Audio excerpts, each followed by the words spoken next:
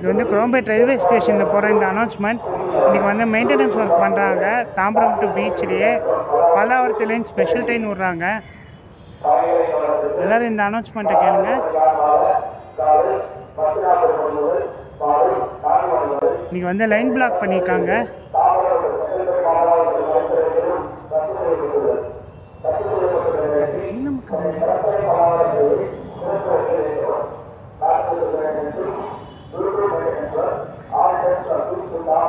on Indian Austerous Survey.